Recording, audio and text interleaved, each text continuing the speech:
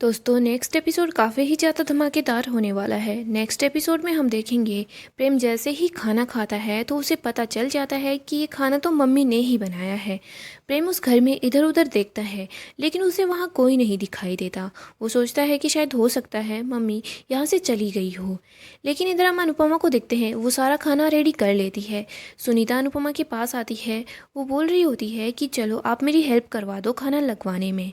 अनुपमा सुनीता के साथ मिलकर सारा खाना डाइनिंग टेबल पर भी लगा देती है। इधर अनुपमा प्रेम को देख रही होती है।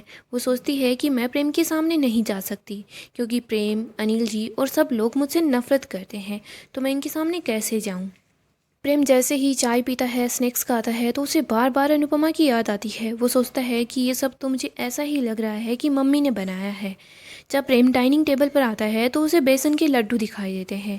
उसे याद आता है कि कैसे अनुपमा उसके लिए उसके फेवरेट बेसन के लड्डू बनाया करती थी। प्रेम बेसन के लड्डू को देखकर फिर से मम्मी को याद करता है। वो सोचता है कि शायद मम्मी यहीं पर थी। प्रेम जैसे ही बेसन के लड्डू को खाता है तो उसका स्वाद वही होता है जैसा अनुपमा बनाया करती थी। तो प्रेम को कन्फर्म हो जाता है कि ये सारा खाना मम्मी ने ही बनाया है।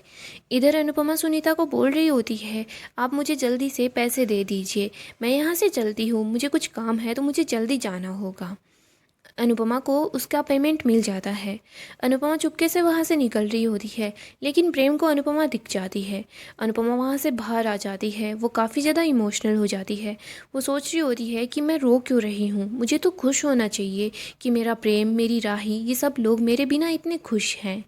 अनुपमा चलते चलते पौधे वाले से टकरा जाती है। अनुपमा के हाथ में ही अनुपमा के पैसे होते हैं। वो सारे के सारे पैसे नीचे गिर जाते हैं।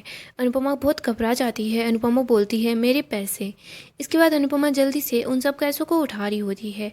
तभी वहाँ पर प्रेम आता है और पैसे उठाने में अनुपमा की हेल्प करता है। अनुपमा बोल रही होती है थैंक यू। इसके बाद अनुपमा जैसे ही प्रेम का चेहरा देखती है तो वो बहुत हैरान हो जाती है कि प्रेम उसके सामने है। इधर प्रेम अनुपमा को जैसे ही दिखता है तो उसे बहुत गुस्सा आता है। वो अपने हाथ की मुट्ठियों को बंद करता है।